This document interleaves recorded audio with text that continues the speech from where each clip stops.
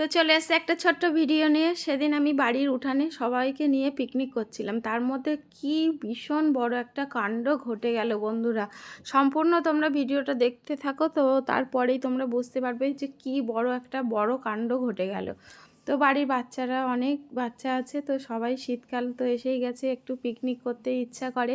তো ওদের দেখে আমার অনেক ছোটোবেলার কথা মনে পড়ে গেল। তো আমরা ছোটোবেলায় এরকমই করতাম, যে বাড়িতে মায়ের কাছে চাল চাইতাম, কেউ হলুদ চাইতো, কেউ লবণ চাইতো, তো কেউ ডিম, কেউ আলু, কেউ লঙ্কা, কেউ পেঁয়াজ, এইসব নিয়ে কার বাগান থেকে দুটো কাঠ কুটো নিয়ে আমরা কিন্তু খুব পিকনিক করতাম। তো সেই দিনটা এদের দেখেও এখন আমাদেরকে মনেই পড়ে যায়।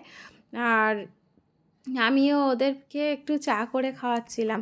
তো হঠাৎ করে কোথা থেকে জানি না ও চলে আসলো, এসে আমাদের বাড়ির বাচ্চাদেরকে ভয় দেখাচ্ছে। একদম দেখো কেমন করে দাঁত খিচিয়ে কোথার থেকে চলে আসলো, আর বাড়ির বাচ্চারা ভয়তে একদম চুপচাপ বসে আছে। কি বড় কাণ্ড দেখো তো, মানে কেমন করছে। তোমরা পুরো ভিডিওটা দেখে তারপরে বুঝতে পারবে যে কি কোথার থেকে চলে আসলো, এসে এরকম করছে। তো চলো, আমরা সবাই মিলে খুব আনন্দ করছিলাম, মজা করছিলাম। আর শেষে কিন্তু পাঁপড়ও ভেজেছিলাম, সেটাও দেখাবো। তো সবাই এখানে খেলনা বাটি তো অনেক আছে। আমাদের এখানে ছোট্ট মেয়ে আছে, ওই জন্য খেলনাগুলো আছে। ছেলেদের তো আর এরকম খেলনা বাটি নিয়ে খেলা করে না, ওরা সব বল, ফুটবল, ক্রিকেট এইসব নিয়েই খেলা করে। তো উঠানে সব খেলনাগুলো পাতিয়ে দেওয়া হয়েছে। আর উনুনটা, ছোট্ট উনুনটা আমারও, আমি করে রেখেছিলাম ওদের নিয়ে পিকনিক করব, ছোট বাচ্চাদের নিয়ে। আর দেখো কেমন করছে, তোমরা বলো তো এ কে আর কেমন করছে, এটা কেমন ধরনের, কি কি করছে, একদম দেখে কেমন মনে হচ্ছে। তো চলো দেখো, ডিম রান্না করছে আমাদের ছোট্ট পাকা মেয়েটা, ডিম রান্না করছে। আর খুন্তি দিয়ে নাড়ানাড়ি করছে, তরকারি মানে নেড়ে দিচ্ছে, বলছে আমি তরকারি নাড়ছি।